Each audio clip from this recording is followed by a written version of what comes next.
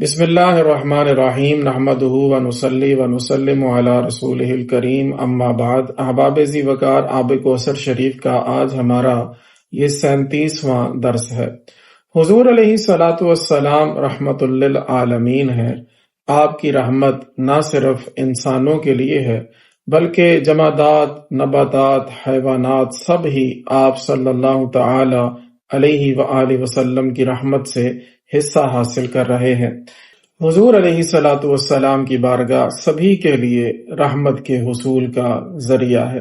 امام اہل سنت الشاہ امام احمد رضا خان صاحب فاضل بریلوی رحمت اللہ تعالی علیہ فرماتے ہیں، یہیں آ کے کرتی ہیں چڑیاں فریاد، یہیں آ کے پاتی ہے ہرنی داد، اسی در پہ شتران ناشاد گلائے رنج و عنا کرتے ہیں۔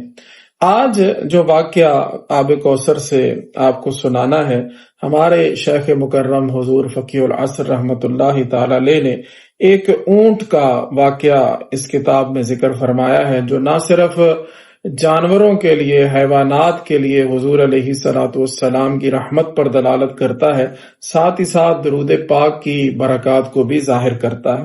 واقعہ کچھ یوں ہے کہ ایک شخص دربار رسالت صلی اللہ تعالی علیہ وآلہ وسلم میں حاضر ہوا اور دوسرے شخص کے خلاف اس نے دعویٰ کر دیا کہ اس نے میرا اونٹ چوری کر لیا ہے، اور 2 گواہ بھی لے آیا۔ ان دونوں گواہوں نے گواہی بھی دے دی۔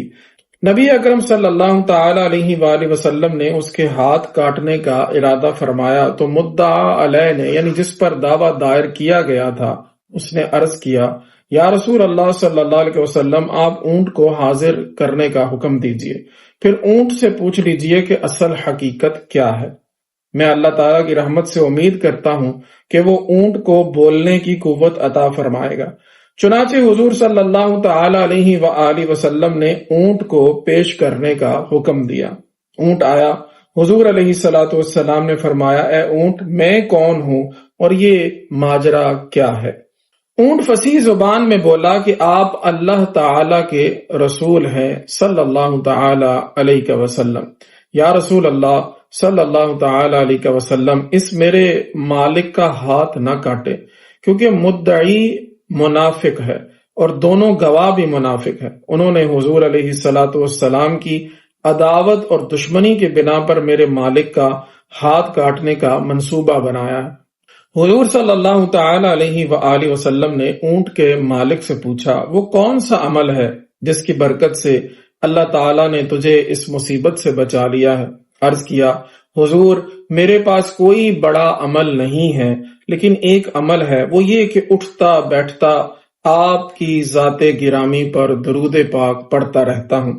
حضور صلی اللہ تعالی علیہ وآلہ وسلم نے فرمایا، تم اس عمل پر قائم رہو، اللہ تعالیٰ تمہیں دوزخ سے یوں ہی بری کر دے گا جیسے تمہیں ہاتھ کٹ جانے سے بری کیا ہے۔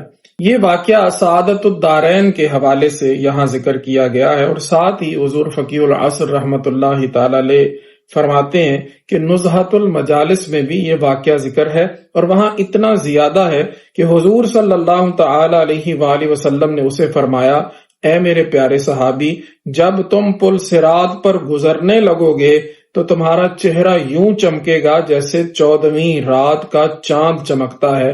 یہ ساری برکتیں درود پاک کی ہیں۔ تو سامعین گرامی، آپ نے دیکھا کہ درود پاک کس طرح سے رحمتوں برکتوں کے حصول کا ذریعہ بنتا ہے، اور کس طرح سے درود پاک کی برکت سے مشکلات حل ہوتی ہیں۔ لہٰذا ہمیں بھی چاہیے کہ کثرت سے درود پاک پڑھا کریں۔ اللہم صلی وسلم علی النبی الامی الکریم وعلی آلہ واصحابہ واولادہ وازواجہ الطاہرات الطیبات امہات المؤمنین الی یوم الدین، وآخر دعوانا الحمد للہ رب العالمین۔